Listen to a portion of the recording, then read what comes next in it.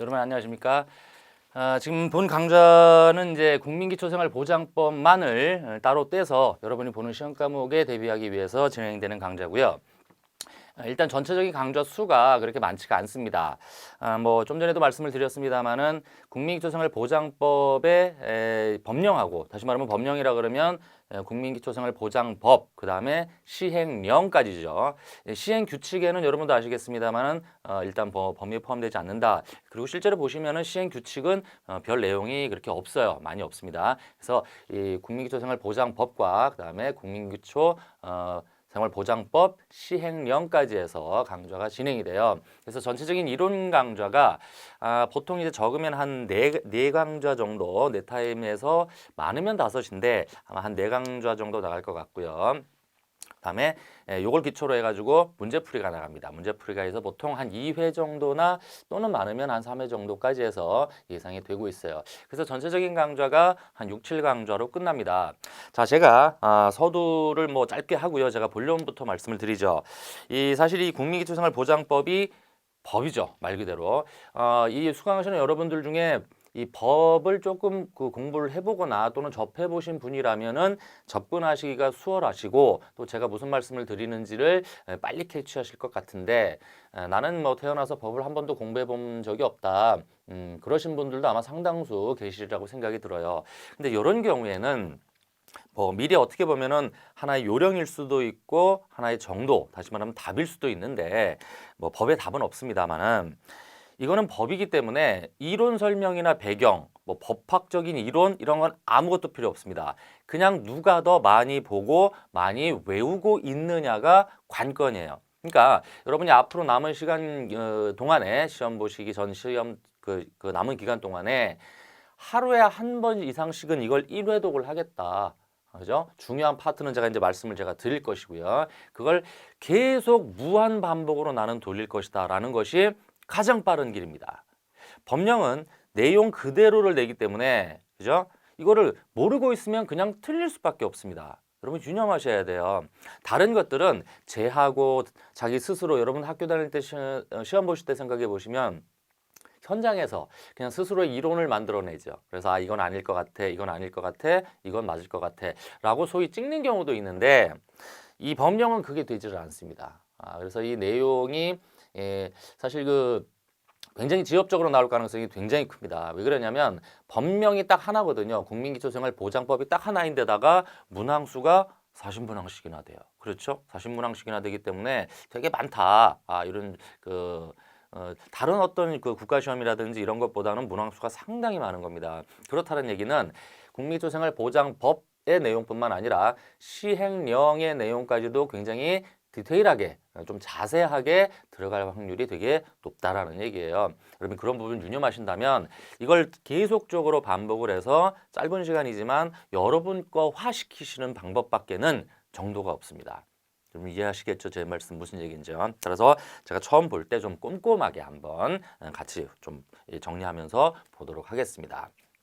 이건 뭐 법조문도 그렇고 여러분 생각해 보시면은 이게 뭐 전체적으로 봤을 때 적은 법은 아니죠.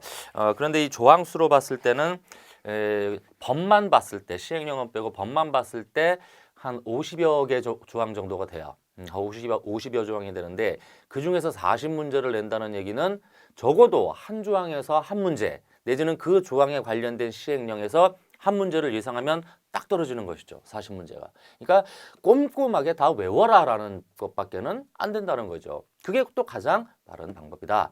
제가 지금 서두이지만 미리 그걸 좀 말씀을 드리고 좀 시작을 해보고 싶습니다. 자, 그러면 이제 시간이 없으니까 바로 가도록 하죠. 자, 일단 이 국민기초생활보장법은 여러분 아시겠습니다만 1페이지에 딱 보시면 제일 앞에 보시면 표지죠. 이 약칭을 해가지고 기초생활보장법이다라고도 합니다. 그래서 뭐 이건 참고해서 들어주시면 되겠고요. 참고로 이 국민기초생활보장법은 그냥 이론은 나오진 않습니다만 법의 종류로 봤을 때는 분명히 뭐죠?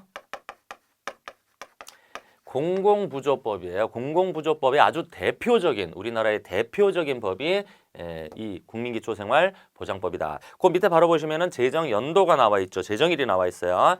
1999년 그다음 9월 7일이 요게 제정이라는 거죠. 제정입니다. 참고로 시행일은 2000년 넘어갑니다. 2000년 이후서부터 시행이 됩니다. 자, 제정일과 시행일을 구분해 주시면 좋을 듯 합니다.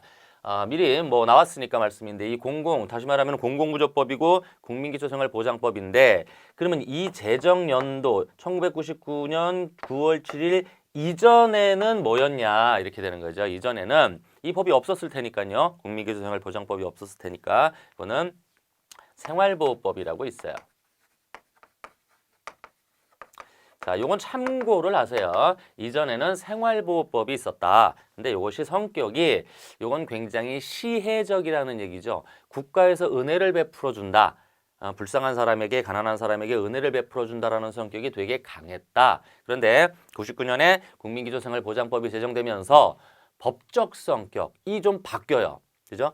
다시 말하면 이제 이 공공부조는 수급자들, 자기 생활이 어떤 이유 때문에 힘든 사람들에게 국가에서 부조를 해주는 거죠. 이런 경우에 어떤 성격이 바뀌느냐 하면 국민의 권리성은 강화됩니다. 국민으로서 난 당연히 받을 수 있어 라는 자, 이거 참고해서 자, 여기 국민기초. 자, 제가 줄여서 국기법 여러분 이해하시겠죠? 국민기초생활보장법에서 국기법 하는데 요 성격은 두 가지가 굉장히 두드러집니다. 국민의 권리적 권리성이 강화돼요. 국민의 법적 권리성이 강화되고 또 국가가 당연히 국민으로서의 기초생활을 보장하라 라는 의무를 부여하죠. 따라서 국가의 의무성 이것도 역시 강화됩니다. 자, 요 정도의 배경적인 국민기초생활보장법이 이런 정도의 배경이나 의미가 있다. 자, 요거 정도 봐두시는 것이 먼저 서두라고 생각이 돼요.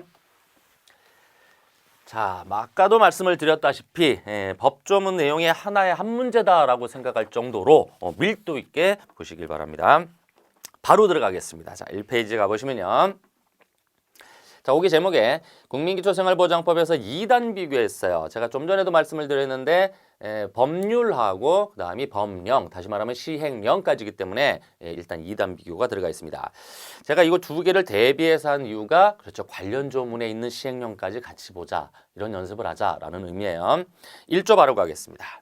자, 보시면 이 법은 생활이 어려운 사람에게 필요한 급여를 실시하여 이들의 무슨 생활이에요? 최저 생활이에요. 체크해 주십시오. 최저 생활을 보장하고 자활을 돕는 것을 목적으로 한다. 자, 여기서 국민기초생활보장법은 국민에게 적정한 수준을 보장하는 것이 아닙니다. 적정 내지는 적절한 수준을 보장하는 것이 아니라 뭐라고 돼 있죠? 최저 수준이죠. 체크해 주십시오. 최저 생활 보장, 자활을 돕는다. 됐죠? 자, 2조 가겠습니다. 정의. 실제 다른 여타 시험에서도 보면 정의 부분에서 상당히 많이 나오고 있고 중요합니다. 자, 제가 봅니다. 같이 보죠. 이 법에서 사용하는 용어의 뜻은 다음과 같다. 1번 수급권자란 이 법에 따른 급여를 받을 수 있는 자격을 가진 사람을 말한다. 자, 이거 주의하셔야 돼요. 수급권자 그랬어요. 권리권자가 붙어 있죠. 그러면 이 수급권자는 다 받고 있는 사람이 아니라 자격을 갖고 있는 사람이에요. 자격.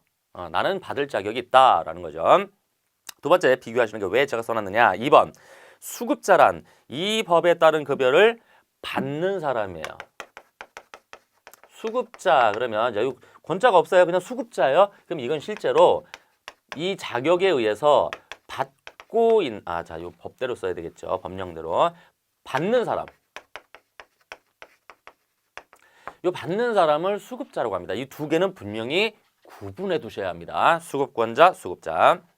자, 3번 수급품이란 이 법에 따라 수급자에게 지급하거나 대여하는 자, 요거 체크해 주십시오. 금전 또는 물품입니다. 둘 중에 하나를 빼도 안 됩니다. 금전 또는 물품.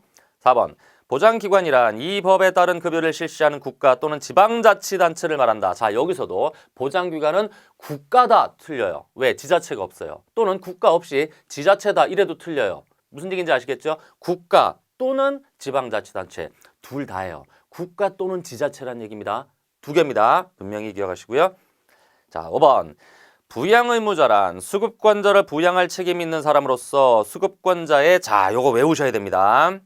일촌의 직계 혈족 및 그 배우자 분명히 외우셔야죠. 일촌의 직계 혈족 일족 자, 나를 중심으로 위 일대 아래 일대 이렇게죠. 들죠?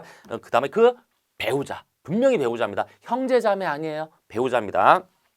자, 그다음 다만 요게 최근에 추가된 건데 개정되면서 사망한 일촌의 직계 혈족의 배우자는 뭐다?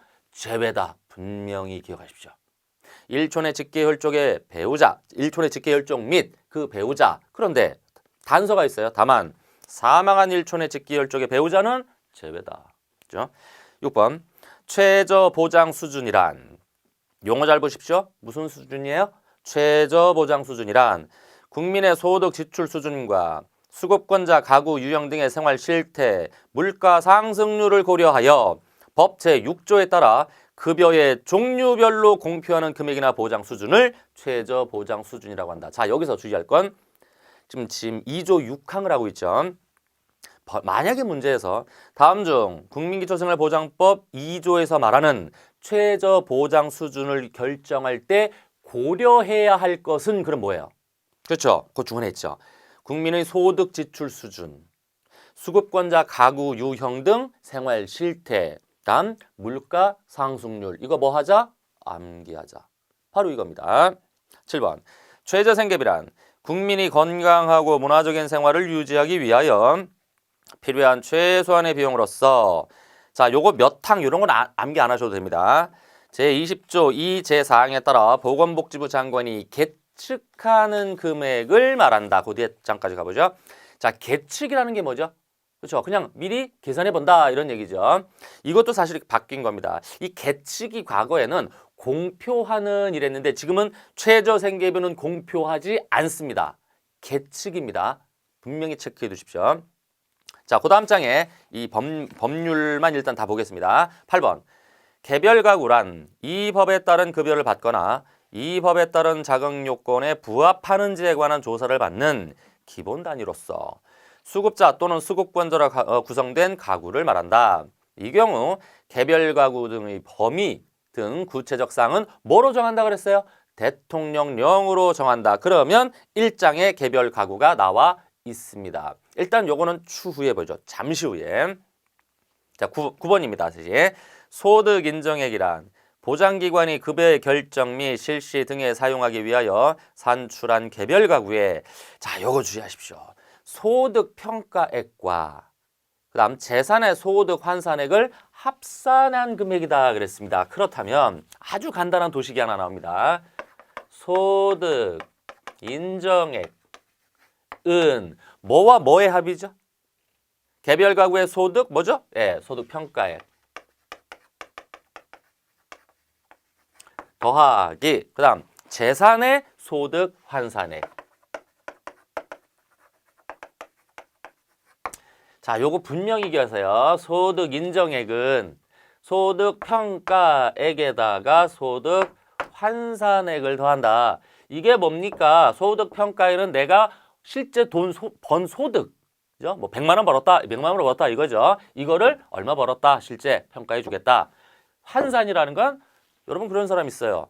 소득, 일은 안 하는데 재산이 많은 사람이 있어요. 이 재산을 소득으로 어떻게 바꾼다, 환산한다 이런 얘기죠. 요 두 개를 더한 것이 뭐다? 소득 인정액이다. 그렇죠? 자, 그 다음 밑에 갑니다. 차상위 계층이란 수급권자. 자, 괄호에 보면 14조 2에 따라 수급권자로 보는 사람은 제외한다고 돼 있어요. 14조 2의 수급권자로 보는 사람은 제외한다. 그러면 14조 2로 가야 되는데 그건 추후에 보고 에 해당하지 않은 수급권자에 해당하지 아니하는 계층으로서 소득 인정액이 여기 방금 했네요. 소득 인정액이 대통령령으로 정하는 기준 이하인 계층이다. 옆에 바로 보시면 차상위 계층에 대한 시행령 규정이 있죠. 이것도 조금 이따 보죠. 11번 기준 중위 소득이란 보건복지부 장관이 급여 기준 등에 활용하기 위하여 20조 2항에 따른 중앙생활보장위원회의 심의 의결을 거쳐 고시하는 국민 가구 소득의 중위 값을 말한다. 기준 중위 소득은 자, 요거 아까 말씀드렸는데 몇 조 뭐에 따른 이런 건 안 외우셔도 돼요. 보건복지부 장관이 급여 기준 등에 활용하기 위해서 어디에? 중앙생활보장위원회 분명히 체크요. 중앙생활보장위원회 심의 의결을 거쳐 고시하는 국민 가구 소득의 뭐다? 중간값이다. 중간값. 이게 기준 중위 소득이라는 것이다. 이거 분명히 기억하셔야 됩니다. 이 기준 중위 소득의 의미가 뭐냐면 요 한번 보죠. 제가 길게 설명 안 드리고 짧게 드리죠. 요거하고 자, 아까 여기 앞다 1페이지에 읽었을 때 최저생계비를 7번 7항에 보시면 최저생계비를 계측한다 그랬죠. 이 최저생계비는 얼마다라는 게 딱 정해집니까? 아닙니까? 정해지죠. 따라서 요때는 우리나라가 절대적 빈곤의 개념에 서 있었어요. 절대적 빈곤이라 그러면 딱 기준을 정해놓고 이거 이하면 빈곤, 이거 이상이면 빈곤 아님 이렇게 되는 거죠. 그런데 기준 중위소득은 좀 전에 보셨습니다만 국민 가구소득의 중간값이에요. 그러면 국민 가구소득의 중간값은 정해져 있나요? 불변입니까? 1년 동안 불변인가요? 아니죠. 국민들이 그때그때 버는 게 다른데요.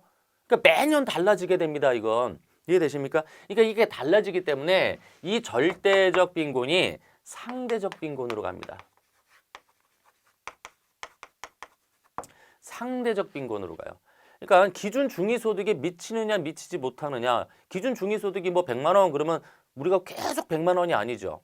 국민들이 버는 게 그때그때 달라진다는 얘기가 됩니다. 그렇죠? 그래서 현재 국민기초생활보장법은 상대적 빈곤의 개념을 사용한다. 이거 분명히 기억해 주시면 되고요. 자, 그러면 이제 오른쪽으로 하자. 자, 2조를 봤으니까. 자, 1페이지 다시 오시면 자, 국민기초생활보장법의 시행령입니다. 시행령. 아까 옆에 보시니까 이 개별가구라고 나왔었죠. 그렇죠? 물론 이제 2페이지에 있기는 합니다. 개별가구 시행령 보죠. 자, 국민기초생활보장법 제2조 8호에 따른 개별가구는 다음 각호 사람으로 구성된 가구로 한다. 시행령에서. 자, 주민등록법 제 몇 조 이런 건 안 하셔도 된다. 다시 한번 말씀드리고 앞으로는 말씀 안 드릴게요. 자, 거주자 중 같은 법에 따른 세대별 주민등록등표에 등재된 사람. 주의하십시오. 동거인은 제외입니다. 동거인으로 등재되어 있는 사람은 보다 제외. 그 다음에 2번. 다음 각목의 어느 하나에 해당하는 사람. 그래서 자, 제1호에 해당하는 사람의 배우자. 여기 주의. 사실상 혼인관계에 있는 사람은 포함입니다. 동거인은 분명히 제외한다라고 되어 있는데 사실상 혼인관계에 있는 사람은 즉 사실혼이죠. 요건 포함. 다음. 자, 4번. 자, 1호에 해당하는 사람의 미혼 자녀 중 30세 미만.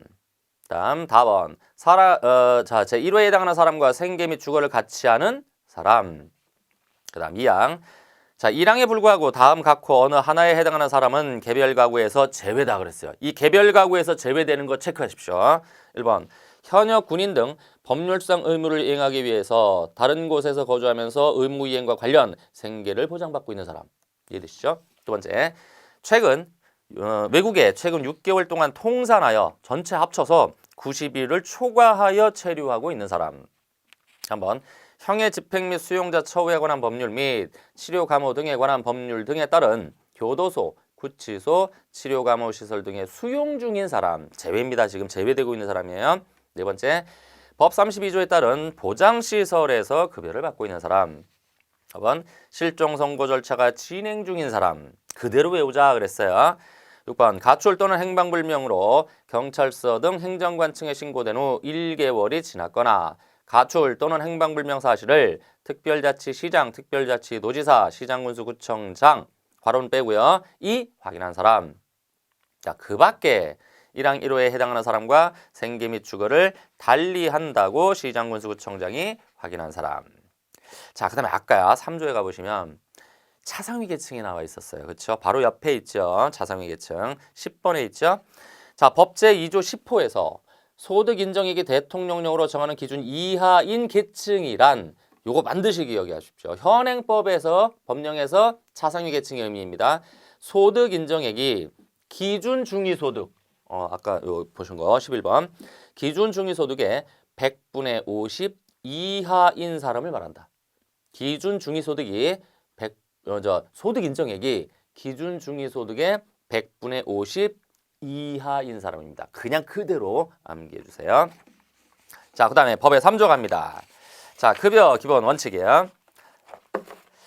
자, 봅시다. 이 법에 따른 급여는 수급자가 자신의 생활의 유지 향상을 위하여 그의 소득, 재산, 근로, 능력 등을 활용하여 최대한 노력하는 것을 전제로 이를 보충 발전시키는 것을 기본 원칙으로 한다. 자, 이건 뭐 특별히 배울 건 없겠죠. 2번, 부양 의무자의 부양과 다른 법령에 따른 보호는 이 법에 따른 급여에 우선하여 행하여지는 것으로 한다. 그러니까 부양 의무자 보호라든지 다른 법령에 따른 보호는 국민기초생활보장법보다 그걸 먼저 해라라는 거죠. 그렇죠? 다만 다른 법령에 따른 보호의 수준이 이 법에서 정하는 수준에 이르지 아니하는 경우에는 나머지 부분에 관하여 이 법에 따른 급여를 받을 권리를 잃지 아니한다. 자, 딴 법이라든지 먼저 해라 그랬어요. 딴 법에서 50만 원 준대요. 근데 이 법에서는 예를 들면 70만 원 준대요. 그러면 20만 원 못 받은 거에 대한 권리는 잃지 않는다. 이 법에서 20만 원을 더 받을 수 있다. 이런 얘기죠. 자, 그다음 4조. 급여 기준입니다. 이 법에 따른 급여는 건강하고 문화적인 아까도 말씀드린 최저 생활을 유지할 수 있다. 자, 어떤 생활? 건강하고 문화적인 최저 생활입니다. 건강하고 문화적인 최저 생활. 자, 그다음 장 넘어가셔서 자, 이 법에 따른 급여의 기준은 수급자의 연령, 가구, 규모, 거주, 지역, 그 밖의 생활 여건을 고려하여 급여의 종류별로 보건복지부 장관이 정하거나 급여를 지급하는 중앙행정기관의 장이 보건복지부 장관과 협의하여 정한다. 자, 여기서 주의할 거 급여 기준을 정하는 고려사항이 뭐냐 그러면 뭐라 그래야 돼요? 급여 기준을 정할 때 고려해야 할 것은 그러면 있죠. 수급자 연령 분명히 있죠. 가구 규모, 거주 지역, 생활 여건 4개보다 암기. 그렇죠? 3번 보장기관은 이 법에 따른 급여를 자, 이거 분명히 기억하십시오. 개별 가구 단위입니다. 개별 가구 단위지 개인 단위가 아니에요. 개별 가구도 분명히 기억하시고요. 가구 단위로 실시하되 특히 필요하다고 인정하는 경우에는 개인 단위로 실시할 수 있다 없다. 자, 원칙적으로는 개별 가구 단위인데 예외적으로 특히 필요하다 그러면 개인 단위로도 가능은 하다. 됐죠? 4번 지방자치단체인 보장기관은 해당 지방자치단체 조례로 정하는 바에 따라 자, 뭐로 정한다? 조례입니다. 규칙 아니에요. 조례로 정하는 바에 따라 이 법에 따른 급여 범위 및 수준을 초과하여 급여를 실시할 수 있다. 자, 이게 무슨 얘기죠? 자, 지방자치단체인 보장기관은 아까 국가하고 지자체가 책임진다 그랬잖아요. 근데 지자체가 책임지는 보장기관은 해당 지방자치단체의 조례로 정하는 바에 따라 다른 급여의 범위 및 수준을 이 법에 따른 급여의 범위 및 수준을 초과하여 급여를 실시할 수 있다. 자, 예를 들어서 이 법에 의하니까 50만 원을 주게 됐더라 이렇게 됐어요. 예를 들면 근데 우리 지방자치단체는 돈이 많아요. 야, 우리는 100만 원 줘야 되겠는데 자, 할 수 있다 없다? 있다는 겁니다. 초과하여 지급할 수 있다는 거죠.